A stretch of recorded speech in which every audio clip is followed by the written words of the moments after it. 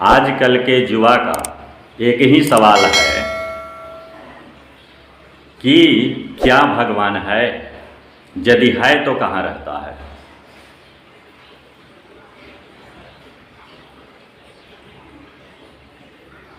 भगवान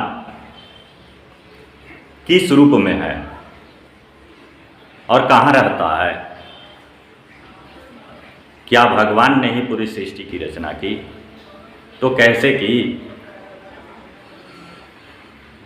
बचपन में हमारे माता पिता किसी भी मंदिर में जाते थे या जाते हैं तो भगवान की मूर्ति के पास हमेशा सर झुकाते थे, सर झुकवाते थे कि बेटा भगवान यही है, क्योंकि उनका मानना था कि मंदिर के में जो पत्थर की मूर्ति है वही भगवान है। बचपन से हम उसी भगवान को देखते देखते बड़े हो गए। जैसे माता पिता मानते थे वैसे हम भी मानने लगे। लेकिन जब हम बड़े होते हैं, कुछ शिक्षा ग्रहण करते हैं, तो हम ही जैसे लोग या हम सवाल करने लगते हैं कि क्या भगवान है?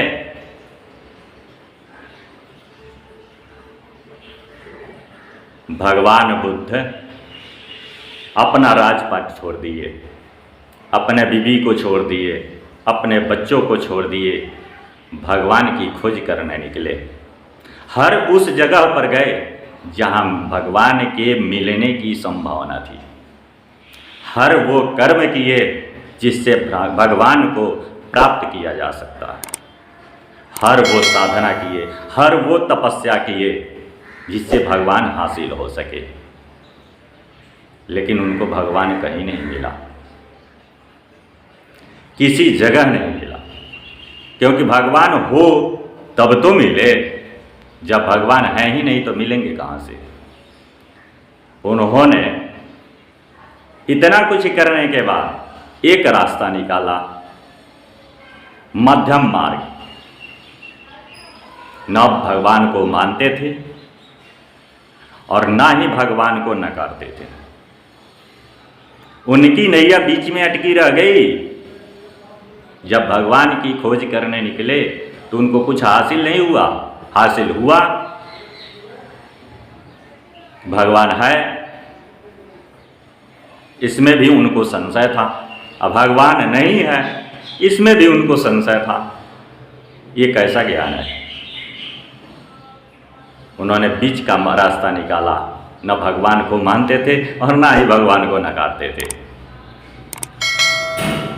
योगी लोग, संत लोग, महात्मा लोग यही कहते हैं कि भगवान को मन की आंखों से देखा जा सकता है, खुली आंखों से नहीं देखा जा सकता। जब हम मन की आंखों से देखते हैं तो हम मन के द्वारा जो छवि उकेरते हैं वो छवि दिखती है।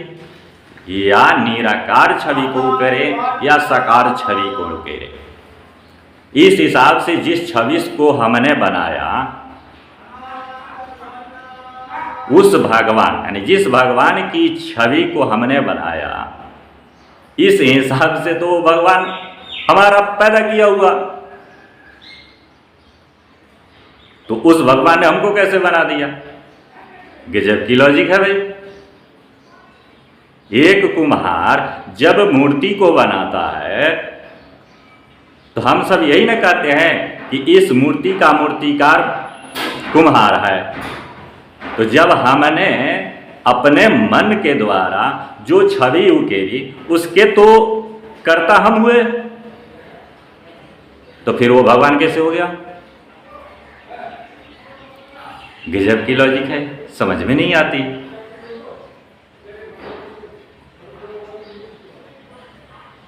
भगवान को जब हम मन की आंखों से यदि ध्यान लगाते हैं तो जो छवि हम अपने मन से उकेरेंगे वही छवि हमें दिखाई देगी। या चाहे साकार रूप की छवि उकेरे या निराकार रूप की छवि उकेरे। इस हिसाब से भगवान तो प्रमाणित नहीं हुआ। कुछ लोग कहते हैं कि भगवान आकाश में रहते हैं।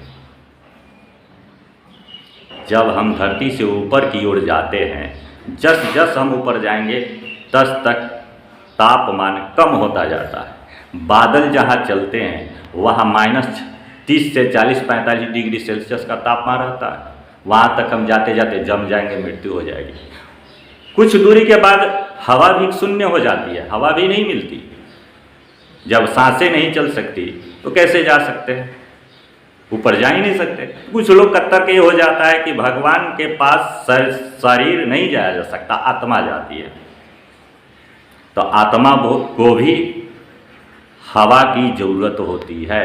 बिना हवा के सहारे वो भी आगे नहीं बढ़ सकता। और जहाँ हवा ही खत्म हो जाए फिर उसके आगे हम कैसे पहुँच सकते हैं। तो ये सब एक कोरी कल्पना है। भगवान है लेकिन हम उसे खुली आंखों से देखते हैं, बंद आंखों से नहीं। और जो भगवान है, जिनको हम खुली आंख से देखते हैं, उनको हम अपने जीवन में भगवान के रूप में पूर्णतः कभी स्वीकार नहीं करते, जबकि बल्कि उनको बर्बाद करने की, विनाश करने की जो बन सकता है वो हर उपाय हम लोग करते हैं। तो कर्म जब हम करते हैं प्रकृति के विनाश के लिए, तो एक न एक दिन प्रकृति तो हमारा विनाश करेगा। जो हमने बोया है उसका तो फसल काटना ही पड़ेगा।